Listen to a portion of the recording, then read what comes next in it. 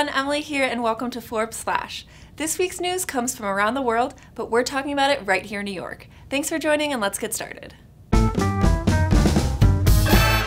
In the 30 years we've been tracking global wealth, one man has consistently sat at the top of the list. Bill Gates held the #1 spot for an impressive 18 of the past 23 years.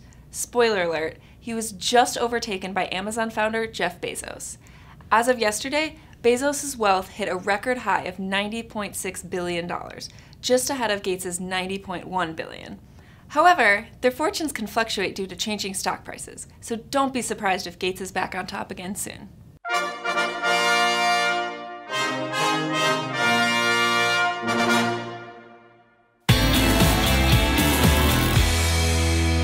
Our Under 30 Summit Asia took place this week in Manila, with notable young entrepreneurs taking the stage to talk about disruption, progress, and connection.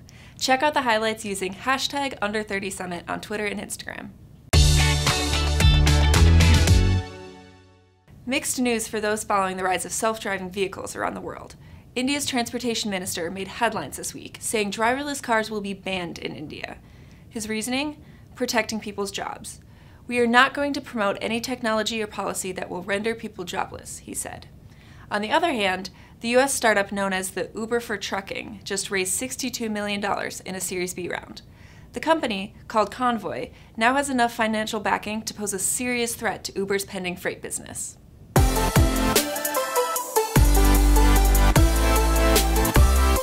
I'm here now with Forbes senior editor Kurt Badenhausen, who's been covering the money behind the showdown between boxing and UFC's biggest stars. So I'm talking, of course, about the Mayweather-McGregor fight, scheduled for August 26th. So tell me a little bit about what's going on with the ticket prices for this fight. This fight is huge. This is going to be an absolute spectacle. People are paying big money because of the entertainment factor. We don't know what's going to happen in the ring, but it's going to be entertaining. So tickets went on sale this week. Cheapest tickets, $500. Top price, $10,000. But those tickets are snapped up in a minute. You got to go to StubHub or another secondary market if you want tickets. Right there, secondary market on StubHub, starting about $1,800. And then those ringside seats are going for over $20,000 right now. Wow. And do you think that they're going to keep increasing by the time we get to August 26th? We'll see. Right now, the market is flooded. We've never seen anything like this, where we've seen boxing's best against the best MMA fighter. So it's not necessarily a competitive bout. You know, nobody really knows how this is going to unfold. The only thing people have to really compare it to is Mayweather-Pacquiao, which before this was the biggest spectacle we've ever seen in the boxing community. And those prices ended up averaging about between $3,000 and $4,000 in terms of price sold on the secondary market. So who stands to earn the most from this fight? The person who's going to make the most from this fight is Floyd Mayweather. They don't call him money for nothing. He has been the highest earning athlete 3 out of 4 years in Forbes' highest paid athletes list before he retired. At the end of the day, this is all going to come down to how many people buy the fight on pay-per-view. That'll determine Floyd's payday. He got $250 million for his fight against Manny Pacquiao. If we see similar audience, 4.6 million, 4.7 million people buy this fight, then you're going to see another $250 million payday probably for Floyd. Financial terms have not been released at all. But McGregor is looking at a payday of at least $75 million. I've talked to multiple people who have told me that is a solid number, and that's 5 times what he's made ever before for a UFC fight. Mayweather, why he makes so much money with these bouts, is because he also serves as promoter. So not only does he get his fight cut as the boxer, but he also gets his cut as the promoter. And then UFC, Dana White, they're also taking their cut because McGregor is really just a contracted employee with the UFC. So a lot of big paydays for people involved in this fight. What about people at home who want to bet on it? Well, the betting market in this has been incredible. This fight was speculated about going back a year. The two of them were taunting each other over social media. Both recognized how much money was to be made from a fighter standpoint.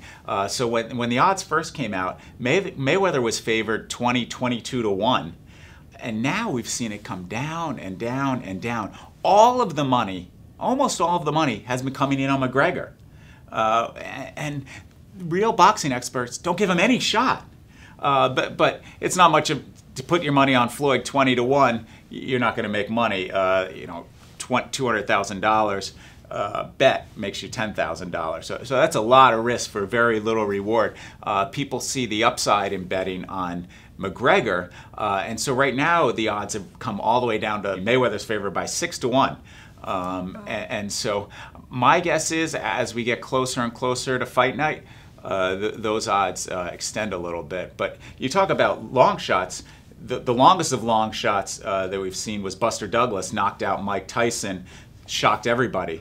Buster Douglas was a 40-1 underdog when he did that against Tyson. So there's a lot to keep an eye on. We'll be watching all of the ticket prices and there's a lot going on. I mean, this could be the biggest grossing night in the history of sports, bigger than a Super Bowl, bigger than anything we've ever seen. The Mayweather-Pacquiao fight generated about $600 million between pay-per-view, sponsorships, gate receipts. So it'll come down to the pay-per-view, costs $100 for the HD version, which is the same as we saw with Mayweather and Pacquiao. So they're entertainers, and they both recognize that, and I think that's what you'll see on fight night. It stands to be exciting. Absolutely, and people will buy it at the end of the day. As much as a mismatch as it might look, people want to see, can McGregor get that one punch that knocks out Mayweather? Mayweather's famously 49-0. He's already trademarked 50-0 merchandise, and so he really wants to set a mark there. And he's been the best defensive boxer probably in the history of the sport, but he's never faced somebody like McGregor. So people are giving McGregor a puncher's chance. Awesome. Well, it will be interesting. Look out for it August 26th. Thank you, Kurt. Thanks for having me. Thanks for joining us on Forbes Flash. Tweet your feedback to us using #ForbesFlash, and we'll see you next week. Tune in every Friday morning, same time, same place.